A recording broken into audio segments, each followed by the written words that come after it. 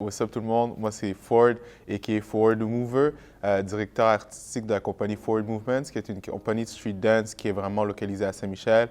On a 3 volets d'activité, donc la création chorégraphique, les événements battle de street dance et les conférences, et on a l'enseignement et la médiation culturelle.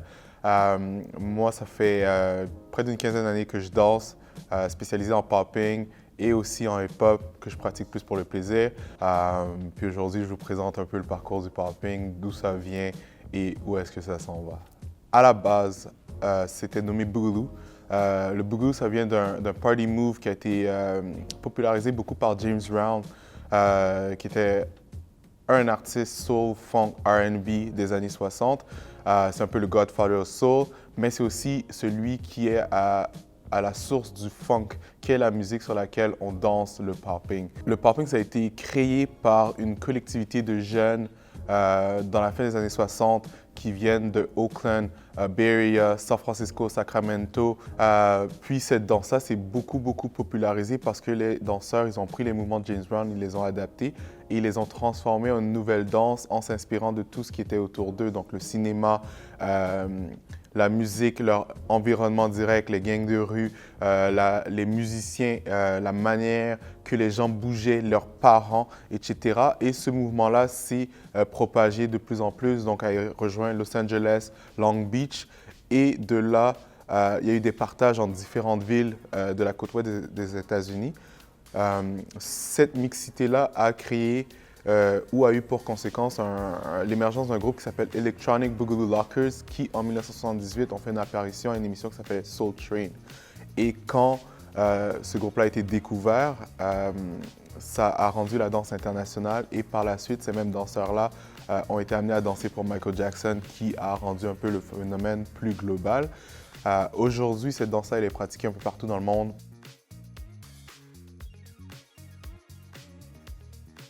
La première chose, c'est vraiment l'aspect infini de la danse parce que tous les styles sont basés à la base sur des concepts. Donc, le waving, c'est l'art de faire des vagues. Donc, toutes les vagues que tu peux faire avec ton corps sont permises. Et la deuxième chose, c'est aussi, ça vient de l'imaginaire enfantin. Donc, les enfants, adolescents, jeunes adultes ont une imagination un peu plus débordante que les adultes un peu plus avancés en âge, qui fait en sorte que les jeunes vont toujours vouloir briser les codes, toujours vouloir faire les choses à leur manière, s'affirmer, prendre la place. Et ça rend cette danse-là pleine de surprises, pleine de magie, puis elle est toujours imprévisible. Dans un battle, le danseur, il est mis en avant-plan, mais tout ça se fait dans un cypher. Le danseur, il arrive pour, un, faire un show, faire un spectacle, deux, créer une énergie avec le public qui est alimentée par le DJ, alimentée par le MC. Il crée aussi un dialogue entre la personne à qui il fait face, donc son adversaire ou ses adversaires quand c'est des battles de groupe. Mais aussi, c'est un musicien.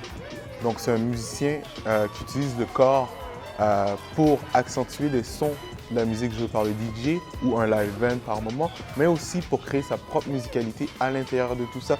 Donc, le danseur peut jouer avec le public et créer une sorte de musicalité un peu plus abstraite, mais peut raconter une histoire qui est au-delà de la musique, qui va donner un effet général. Donc, il y a beaucoup d'avenues, mais à la base, le danseur, il est là pour se montrer, faire un spectacle et aussi s'exprimer.